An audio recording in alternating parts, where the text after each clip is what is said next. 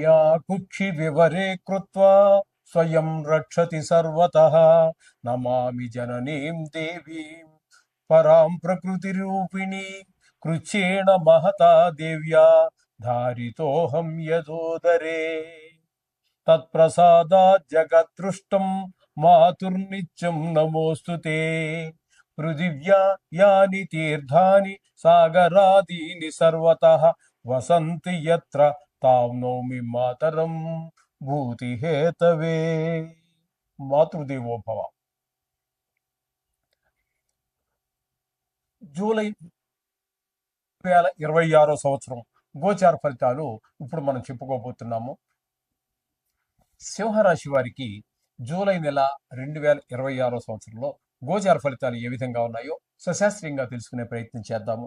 ఇక్కడ ఈ సింహరాశి వారికి జన్మంలోనే కేతుగ్రహ సంచారం జరుగుతోందండి.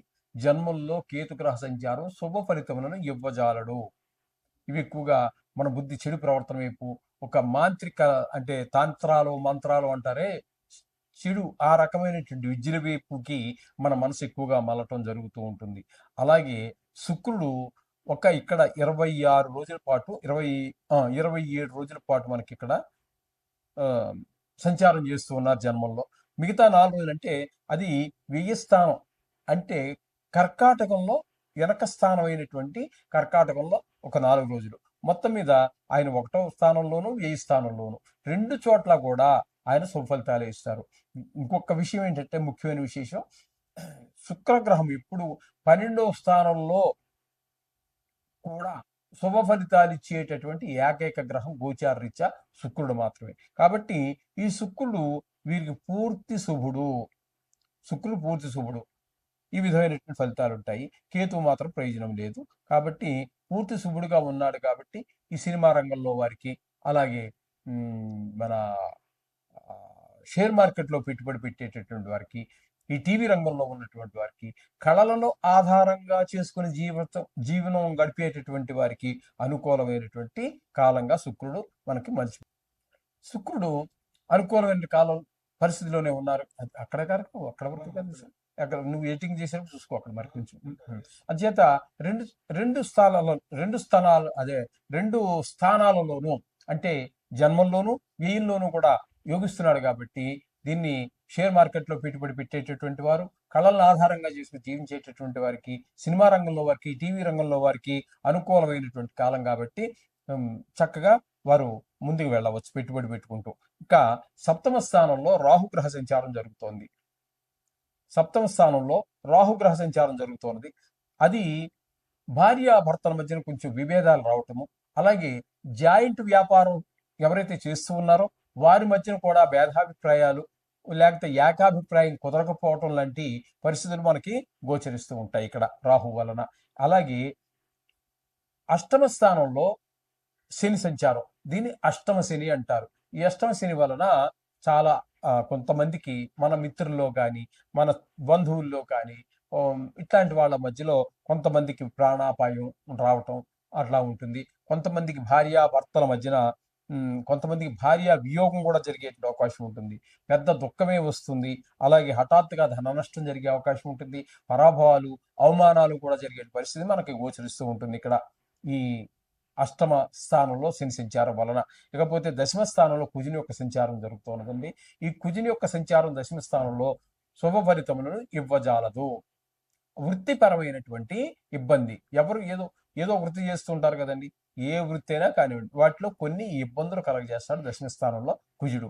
ఇక ఏకాదశి స్థానంలో రవి 16 రోజుల పాటు అద్భుతమైన ఫలితాలు ఇవ్వబోతూ ఉన్నారు. 16వ తారీఖు వరకు అక్కడ ఏకాదశి స్థానం కదా, శ్రమకి మనకు మించినటువంటి ధనాన్ని మనం పొందగలుగుతాం, ఫలితాన్ని పొందగలుగుతాం. అదే విధంగా బుధుడు కూడా అక్కడ 11 రోజుల పాటు ఉంటారు. ఆయన కూడా చాలా చక్కటి ఫలితాలే మనకి ఇవ్వబోతూ ఉన్నారు. మిగతా ఈ రవి 16 రోజుల తర్వాత మిగతా రోజులన్నీ కూడా వ్యయ స్థానంలో ఉన్నారు. అలాగే బుధుడు కూడా ఒక 20 రోజుల పాటు వ్యయ స్థానంలో ఉన్నారు. వీరిద్దరూ కూడా అనుకూలమైన ఫలితాలు ఇవ్వజాలరు. మనకి ధన వ్యయమే చూపిస్తూ ఉంటుంది. అలాగే ఈ గురువు కూడా వ్యయ స్థానంలో ఉన్నారు. గురువు కూడా మనకి ధన వ్యయం, ధన నష్టం వీటినే చూపిస్తూ ఉన్నారు. అయితే గురువుకి మిగతా వారికి తేడా ఉంది అక్కడ. గురువు వలన అయ్యేటటువంటి ఖర్చు ఏదైతే ఉందో అది మనకు ఒక రకంగా ఉపయోగపడుతుంది. ఒక కారు కొనుక్కోవటానికో, ఒక స్థలం కొనుక్కోవటానికో, ఒక ఇల్లు కొనుక్కోవటానికో, లేదా మన పిల్లవాడిని ఉన్నత విద్య కోసం విదేశాలకు పంపించడానికో వాటికి ఉపయోగపడుతుంది. అయ్యిన ఖర్చు అవుతుంది. ఖర్చు అవడంలో గ్యారంటీ, అందులో సందేహం లేదు. అయితే అది కాస్త మనకు ఉపయోగకరంగా ఉండేటువంటి అవకాశం ఉంటుంది. గురువు అత్యంత శుభప్రదమైనటువంటి గ్రహం కాబట్టి ఈ విధమైన ఫలితాలన్నీ అక్కడ మనకి గోచరిస్తూ ఉన్నాయి. ఈ విధమైన ఫలితాల వల్ల ఈ ఈ సింహరాశి వారికి కొన్ని గ్రహాలు అనుకూలత ఉంది. రాహు బాగలేడు, శని బాగలేడు, అలాగే కుజుడు బాగలేడు. చాలా తక్కువ గురువు కూడా బాగలేడండి. ఇకపోతే చాలా తక్కువ గ్రహాలు పాక్షిక ఏకాదశ స్థానంలో ఉన్నటువంటి గ్రహాలు మాత్రమే ఇక్కడ మనకి అనుకూలమైన ఫలితాలు ఇస్తున్నాయి. అలాగే శుక్రుడు ఒకడు పాక్షిక, పూర్తి శుక్రుడు చెప్పాలంటే ఒక్క శుక్రుడు మాత్రమే. ఇంకా రవి బుధులు పాక్షికంగా మనకి శుభ ఫలితాలు ఇస్తూ ఉన్నారు. కాబట్టి వీరు చాలా జాగ్రత్తగా ఉండవలసినటువంటి పరిస్థితి మనకి గోచరిస్తూ ఉన్నది ఇక్కడ. కాబట్టి ప్రతి రూపాయి కూడా మనకు అవసరమా, ఇది అవసరమా అంటేనే ఖర్చు పెట్టండి. అట్లాగే మాట కూడా తేడా రాకుండా ఒకసారి ఆలోచించుకునే మాట్లాడండి. మాట్లాడిన తర్వాత మాట తీసుకోవడం కష్టం అవుతుంది.